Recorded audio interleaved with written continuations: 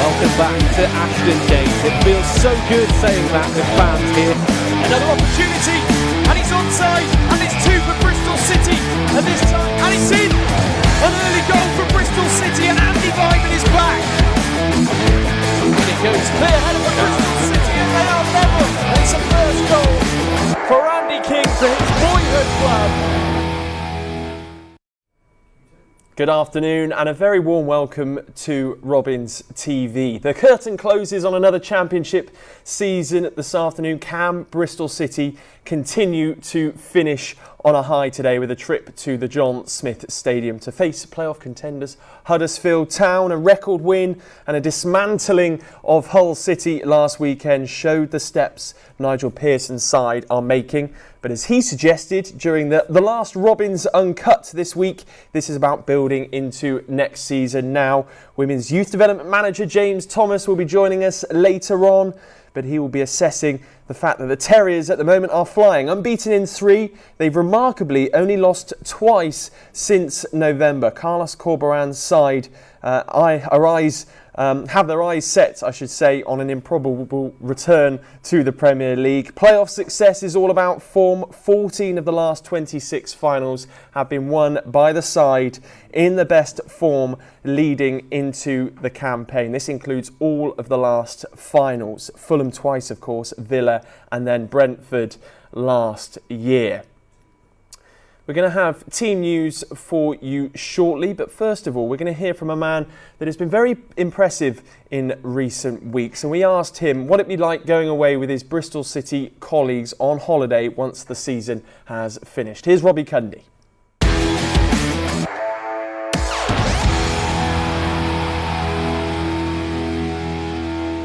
Right, Robbie. We're sending the lads on a summer holiday at the end of the season, and we want you to give us a bit of an insight into what gets up to on these City lads' holidays and trips away together. So we'll give you the scenario, and you tell us who fits the bill. Good. So everyone meets at the airport on time, apart from who? Who's late? Who's late? Ooh, Antoine Semenyo. Really? I think he cuts it fine a few times on training day. So, yeah, I'm probably going to have to put him up for that one. More than likely to be late to the airport as well. Yeah, fair enough. And who's forgotten their passport and has to go back for it? Joe Williams for me. Yeah. I was thinking when we'd hear Joe Williams' name, he's come up quite early. I think so. He's always losing his phone around the training ground and leaving, jumpers and that around. So, for me, I think that's got to be Joe. Yeah, going to forget his passport, of course. Who's first to fall asleep on the plane? Fall asleep? Tim Close, he likes to snooze on the coach. He sits in front of me and he's often got his headphones in sleeping. Nice. So yeah, probably him for that. You all arrive at the villa. Who's claiming the double bed? Double bed? Well, one of the big guys, I'm guessing. So I reckon me or Rob will probably find out. You've got to be up there. Yeah, I think I'm up there. There's quite a few of us, to be fair, but. I'd want a nice big bed. You hit the strip on the first night, but who wants to go in the first English-themed pub they see? Maybe J-Mo or Kingy might be up there for one of them. Nice. I don't mind a pub, but I always like to move on to a little bar or something a bit more lively. But I'll probably give it to one of those. J-Mo or Kingy, nice. Okay. Yeah. So right, beach day for the lads next day. Who is the best at head tennis? Naki Wells, he's got a bit. Yeah, he's got a nasty little serve. Puts a bit of spin on it. So. And at home, on the beach as well, isn't it? Definitely, Naki Wells. Naki Wells, nice. Who doesn't fancy any of that and has got their head in a book the whole time? In a book? Any bookworms in the squad? No, I don't see anyone reading books. Really? There's a few boys that like watching a stream. Yeah. Now and then. Bence, Tim. Nice. Pringy, I think they're all quite big on Call of Duty, so they watch streams. So I guess that's the next thing apart from a book. So that fits the bill. So drinks before dinner then. I'm sure it's ciders all round, of course. You play for Bristol City. But who suits a cocktail and umbrella? A bit like Del Boy. I'm fond of a cocktail, Are you? Yeah, I like a cocktail. It's just, they go down so nice and they like juice. I don't mind one of them. And a bit like Del Boy, is there anyone that's going to give the language a try as well? You know what Del Boy's like. He always gives it a go. Any Quattro Cervezas, por favor? Well, we got Hanoa, obviously. That's his, he'll be doing that. Rob, he speaks French. Rob Atkinson. So any Spanish speakers in the squad? No, I don't believe there is. So almost home time then. Who takes the longest to pack away their stuff? Chrissy Martins a few times cuts it short, but I'm pretty sure after a lad's holiday, everyone's packing quick and just chucking it all in, and everyone wants to get home probably. No need to fold it. Yeah, just so no fold it, just sling it in there really. But and then finally, who in the squad just can't help themselves on the duty free?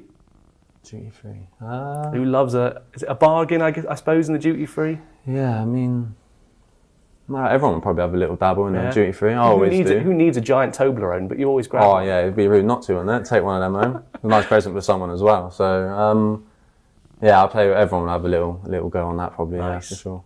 Nice. What a holiday. Thanks, Robbie. Yeah, thank you. Robbie Cundy there, assessing his options ahead of the summer. Right, it's time for team news for this afternoon, starting with the home side, Huddersfield Town. 6 changes for them as they begin preparations for the playoffs. The first comes in goal with Jamal Blackman replacing Nichols between the sticks. 2 changes at the back with Tom Lees and Levi Colwill rested. In comes Naby Sarr and Ollie Turton, the latter impressing when called upon this season. In midfield, Scott High drops out and Dutchman and former Ajax man Karel Eiting comes in. Up front, top scorer Danny Ward returns to the starting 11 ahead of Jordan Rhodes. And alongside him, Daniel Sinani, who scored against the Robins in the return fixture this season, comes in as well. Just one change for Bristol City today with Hanno Masengo coming in for Joe Williams. This pretty much unchanged team keeps on motoring. Martin, Semenyo, Vyman continue up front after last weekend's masterclass. Masengo slots in alongside Matty James, of course. The big 3 at the back will continue and look for another clean sheet today. The imperious closer Atkinson and Cundy. And then on the bench, positive news with George Tanner returning after such a long, arduous injury layoff as well. Idahan keeps his spot on the bench too, alongside Conway and Bell, who impressed for the under-23s earlier on this week. So there's your changes today. Now it's time to hear from the man that picked the side. It's Nigel Pearson. Nigel, final game of the season. What would you like to see from your team? I'd like to see us win today. They've made a number of changes.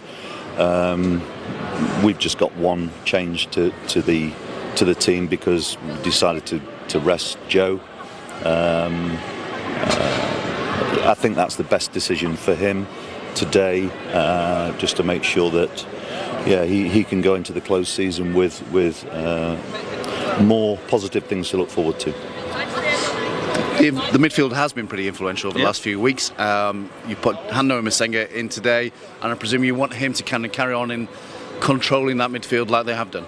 I want Hanno to go out there and play like he's played whenever he's selected, and that is, he always gives us absolutely everything. So he's a bit disappointed he didn't play last week for the last home game, so he gets a chance today to go out there and show the fans what he can do. And George Tanner, matchday squad, first time since his injury. Nice for him to come back and have that experience as we finish the campaign. Yeah, well, George has had a bit of a frustrating season, but he's also had some positive moments too.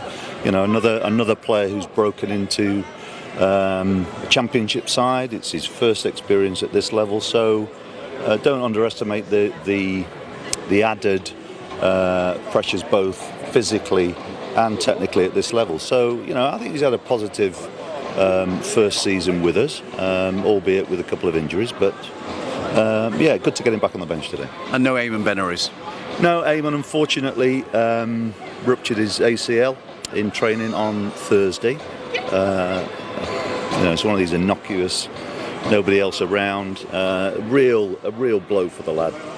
But he'll come back stronger. And he should be back by Christmas time. So, that's for all the players. That was a real disappointment on Thursday. And just finally, we've got 700 fans made that early trip to Huddersfield today. They've been here up and down the country in great voice, haven't they? They have. Yeah, and hopefully we can send them home happy today with, firstly, a good performance. That's what we want. And to finish the season on a positive note, because it's been a bit of a mixed bag, but I hope for them that we finish the season well, and they can look forward to next season with more optimism. All the best today, Nigel. Yeah, cheers, thanks. A very positive Nigel Pearson there, and rightly so after last weekend's hammering of Hull City. Sad news though, of course, with Eamon Benarous missing out today. A tear to his ACL means he will be out until at least Christmas, which is really disappointing given the breakthrough season he has had. Joe Williams on the sidelines as well with a stiff Achilles heel, but it won't be too long before we see him back in the starting 11. I'm reliably informed that our guest has just arrived today. James Thomas, I should say, Women's Youth Development Manager. We'll be joined by him shortly after the break. We'll be back in a couple of minutes' time.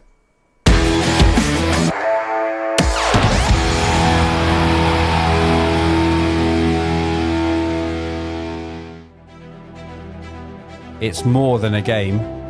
It's my match day ritual. It's our walk to the gate. It's meeting my mates. It's nothing without our fans. It's the ups and the downs. It's our young lads coming through. It's my dream come true. It's our club! It's a way of life.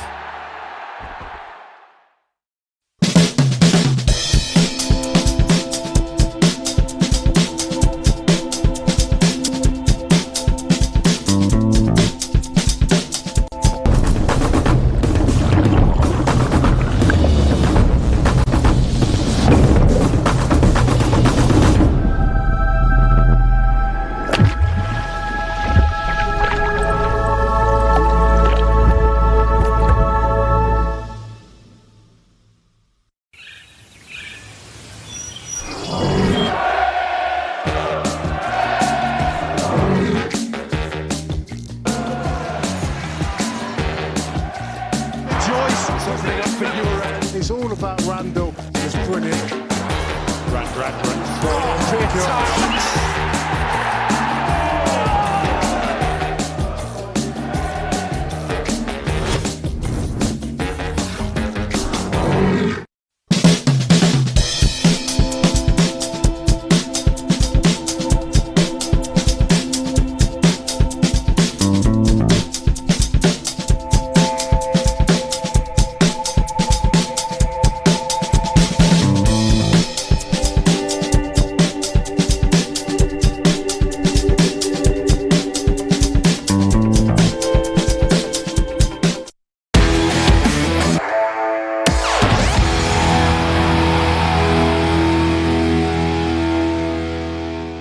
Welcome back to Robins TV, the final game of the Championship season.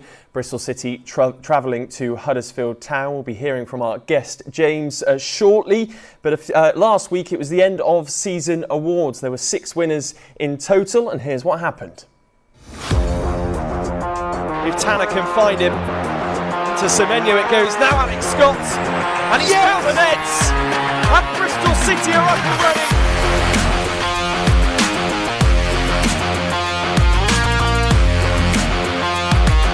Blocked well by Mr. Johnson. Now is this a chance to break? Abby Harrison from a long way out scores a goal! Oh goodness me! Abby Harrison from 40 yards out.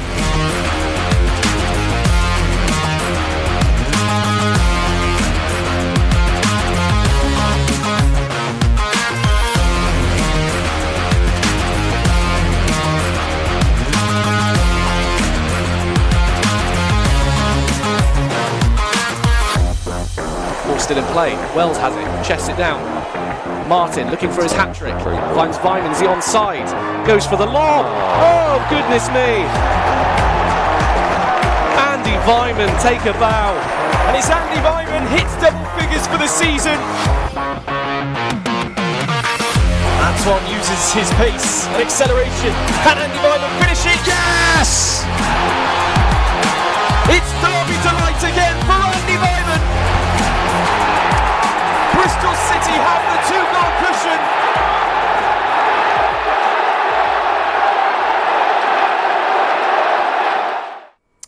Some cracking memories there and some worthy winners as well. I'm delighted to say now I'm joined by Women's Youth Development Manager James Thomas. James, thank you for hot-footing it down from the HPC. Pleasure to have you with us, first of all. Some worthy winners in there. I want to talk about Abby Harrison and Fran Bentley in there. Some fantastic performances from them consistently all season, particularly Abby Harrison, who's had a bit of a competition going as well with Andy Vyman.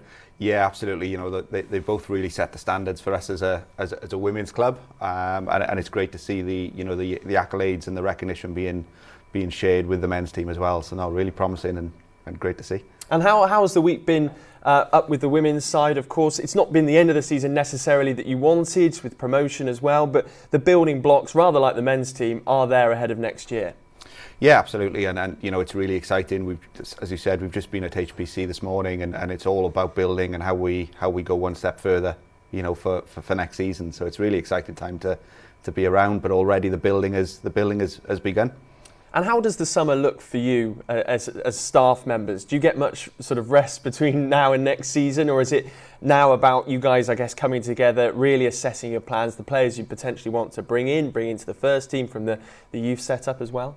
Yeah, I think, you know, probably as you get into the last couple of weeks of the season, you'll start to have one eye on what you're doing over the summer in terms of whether it's recruitment, whether it's staff or players or training, or what the new model is going to look like next season. And so that work had already kind of begun a little bit, but really now it's about us. You know, your final game of the season is done, you flip that switch and it's straight into next season. You know, there will be a little bit of time for the staff to go and do their own thing, have a bit of a well-earned break, but you know, I think even then there's probably going to be phones and laptops being used quite a lot just to keep up to date with everything that's going on, because I think it's a job that you don't really stop. You're always working it. So yeah, it's a good summer to look forward to, but probably a busy one as well. And do the players get much time off in between? Are they sort of set a kind of fitness regime to keep up to whilst they are on their holidays, or is it a case of just having a complete switch off, complete break from any physical activity until they return? They'll have a couple of weeks. They'll have a couple of weeks where it's, again, they make use of that from a holiday perspective, or whether it's going home and seeing family or whatever they do. But then, you know, they will all have a maintenance program which will kind of build towards the start of pre-season, because obviously pre-seasons are very tough. So I think it would become tougher if they had a longer layoff during the summer. So yeah, they'll get probably a few weeks, but then they're back into their own maintenance program just to maintain levels of fitness, so that day one of pre-season doesn't become too much of a shock to the system. Absolutely. I'm sure you had an eye on Bristol City's heroics last weekend, the 5-0 victory over Hull. Leading into this one, largely the sides that succeed in the playoff final are the ones that go into the campaign in the best form. Will Huddersfield today, I mean, they've made a couple of changes. How do you see this fixture going? City are flying, they want to continue their fine form, but Huddersfield, of course, will have those eyes on the playoffs. Yeah, it's difficult, isn't it? But I think you look at the teams that have momentum, and you know, obviously, as you said, positive results, you know, from last week, and it's going to be a really interesting game. I think is, you know, can we continue to build on what we've done over the past few weeks? But again, as you said, Huddersfield have that prize as well that they are chasing. So it's going to be a really exciting game to watch. And we were looking at the team a short while ago, and Nigel Pearson, he could have made changes today. Tommy Conway, Idahan, giving those sorts of players a game this afternoon, but he's stuck with the team that maybe he sees starting the new campaign next season. There's been a lot of consistency in his starting 11. Yeah, but again, I think Nigel will also be looking at, you know, what improvements he can make as well to that squad. But yeah, it's nice to see when you find a team that hit a little bit of form and they're starting to put the performances that you want, then you'll tend to stick with that, you know, because it's working for you. So yeah, it'll be interesting to see how it progresses today and what the summer looks like for the club. Yeah, absolutely. We've just heard that Eamon Benarous has sadly picked up a nasty injury, which is going to keep him out for some time. But as somebody that's so involved in the youth setup from the women's side, it must still fill you with a sense of pride seeing some of the men's players really progressing into the first team, and the fact that the club gives that pathway to these youth players. Yeah, it's great, isn't it? You know, it really is that one club mentality. And again, you know, I've spoken a few times before to you and how important the youth pathway is for us as a women's side of the club, but you know, just as importantly for the men as well. And it's really pleasing to see those players progressing into the first team. Absolutely. Well, thank you very much, James. We spoke about the Hull City performance there last weekend. Conveniently, my girlfriend decided to book a holiday last weekend, which meant I missed the entire thing. So it's time for me and for you to relive the action. He's got it now up against Alex Scott, the two youngsters, with bright futures ahead of both of them, I think. The cross is easy enough for Bentley. Might have got things started here. Semenyo's onside. Weimann wants it back. He's going to get it back. Here goes Andy Weimann. The keeper's come out again. Weimann over the top. Yes, get in. And that's goal number 21 for Andy Weimann. The goalkeeper at 6s and 7s again in this opening 5 minutes. But Andy Weimann works superbly with Antoine Semenyo to make that goal number 21. What a season for the Austrian. Back to James from an easier angle. James finds a red head. Might fall for Martin here on the volley just past the far post. Oh, for a minute there I thought he'd found the back of the net. It's a great opportunity for Chris Martin. That was well worked then. We looked to play short and get it in the wide area to try and get a better angle on the delivery, because we had our free centre half still at the back post. He was unlucky there. Back of the way is 2-0. Antoine Semenyo, take a bow. Well, quick as a flash, because we missed it here. It's going to be 2-0 to Bristol City. Antoine Semenyo, it seems to me like a very similar goal to that against Derby. City win possession back. Andy Weimann, has he got the double-double? He has. First time pass to find Semenyo, who rifles it into the bottom corner across the keeper. What a season those two are having together. Eves up against Closer. What a battle that is today. Closer's winning so far. Able to keep Tom Eves quite quiet. First time pass from... Use your body. Williams finds Semenyo across the box to Martin. It's 3. Chris Martin finishes it off. And WSM has a goal apiece this afternoon. What an afternoon that front three is having. What a season that front three is having.